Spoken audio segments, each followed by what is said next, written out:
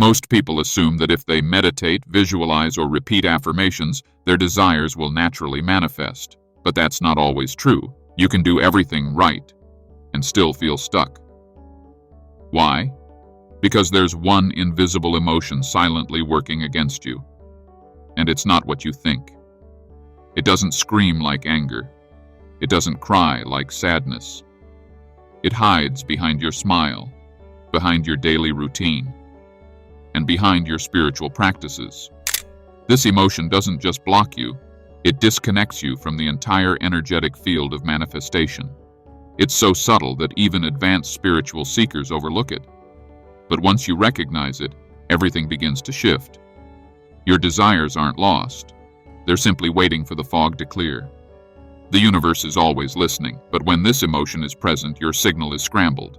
You're sending out one message consciously and another subconsciously, and the subconscious always wins. So what is this silent saboteur? We'll get there. But first, let's understand how emotions shape your vibration. Every emotion you feel emits a frequency. Love, gratitude, and joy vibrate high.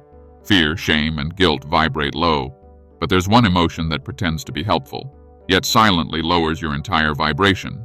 Doubt. Doubt is sneaky. It hides inside your logic, inside your attempts to be realistic, inside your questions of, what if it doesn't work? Doubt disguises itself as caution, as being smart or prepared. But spiritually, it is poison. When you doubt your vision, you block the energy trying to build it. Manifestation is not just about wanting.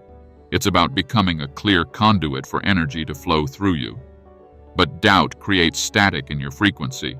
It sends mixed signals into the field, confusing the results. You say you want abundance, but you doubt you deserve it. You dream of love, but you secretly believe you're not lovable. The universe doesn't respond to what you say. It mirrors your dominant energetic state. Doubt doesn't just delay manifestation, it cancels it energetically. The problem is, most people don't recognize doubt as a blocker. They think it's normal to have some skepticism, but in spiritual reality, doubt splits your energy. It's like trying to drive with one foot on the gas and one on the brake.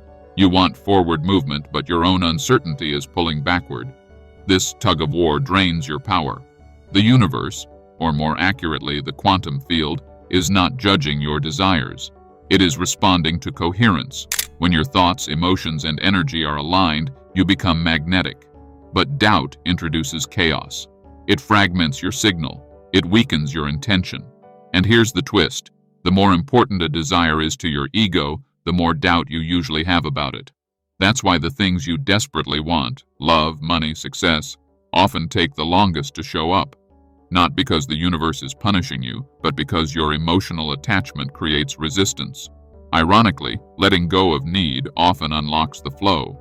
Trust isn't just a spiritual concept, it's energetic clarity. If this story is waking something in you, hit subscribe and turn on the bell. There's more to remember. This is why people often manifest small things with ease, a parking spot, a random coincidence, but struggle with big dreams.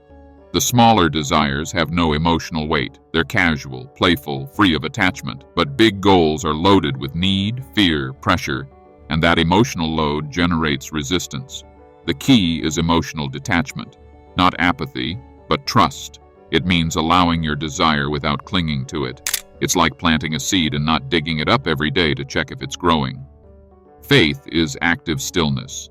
It's the knowing that your desire is already in motion even if you can't see it. The universe moves through alignment, not urgency. The more desperate your energy, the more delayed the manifestation. Think about it. Have you ever noticed that when you finally stop caring so much about something, it suddenly appears? That's not coincidence. That's energetic neutrality. You removed the emotional block and restored the flow. Manifestation doesn't respond to begging, it responds to balance. That's where power lives. But how do you release this emotional block when it feels so real? The answer isn't suppression, it's awareness. You have to meet the emotion where it lives, not deny it. Ask yourself, what am I truly afraid will happen if this desire doesn't manifest? That fear is the anchor holding the energy down. Face it, feel it, write it, speak it, but most importantly, love it. That fear was trying to protect you. It formed from old wounds and survival patterns, but you're not in survival anymore. You're in creation. When you make peace with your fear, it loses control over your energy. Then the flow can return. You begin to feel ease, not because you gave up on your dream, but because you no longer believe you're incomplete without it. And that's when alignment happens. Not when you beg, but when you breathe. True manifestation isn't about controlling the outcome. It's about becoming the version of yourself who already has it. In energy, in thought, in feeling. The universe reflects who you are, not what you want. This is where most people go wrong. They think they need to get rid of the emotion to manifest, but that only adds more resistance.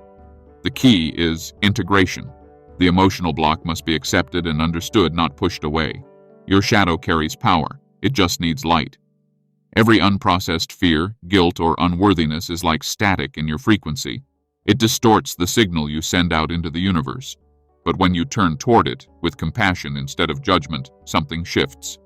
You become the alchemist of your own inner world. Start small.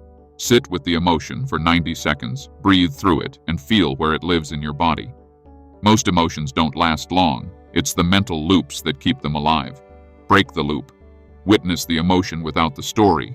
The more presence you bring to the feeling, the less control it has over you. Slowly, your vibration rises not because you're forcing positivity, but because you're releasing the weight of resistance. The reason this emotion is so powerful is because it's sneaky. It often wears the mask of logic or caution. It sounds like, maybe I'm not ready. What if it doesn't work? I don't want to get my hopes up. But these thoughts are rooted in one thing: fear of disappointment. And that fear vibrates much lower than hope or trust. When you try to protect yourself from disappointment, you also block your openness to miracles. The universe responds to your vibration, not your words. You can script affirmations all day, but if underneath you're vibrating fear, lack, or doubt, that's what you attract. This is why feeling safe in your body is more important than just thinking positively. Manifestation isn't just mindset, it's nervous system alignment. If your body doesn't feel safe with what you desire, it won't let it in. Start by rewiring safety into your system. Breathe, move, and speak to yourself gently. Create an inner environment where receiving feels safe, natural, and deserved. To fully release this emotional block, you must become radically honest with yourself. Ask, what am I afraid would happen if this desire actually manifested? Your answer reveals the hidden fear. Maybe it's fear of failure, of responsibility, of being seen, or of change itself. Awareness dissolves resistance. Once you see the fear clearly, you can begin to hold space for it, without judgment. Breathe through it. Let your body feel it without collapsing. Then, choose again. Choose belief. Choose safety. Choose trust in something greater guiding you. Desire is sacred. It is life's way of pulling you toward expansion. But it can't flow when the channel is clogged with doubt and fear. You are the vessel. The cleaner your energy, the faster desire becomes form. Release the emotion, align your body, and ground your mind. Then let go. Let the universe move. Let timing unfold. Let the manifestation come not through force, but through flow. What if the very emotion you've been avoiding is the only thing standing between you and the life you've been trying to manifest?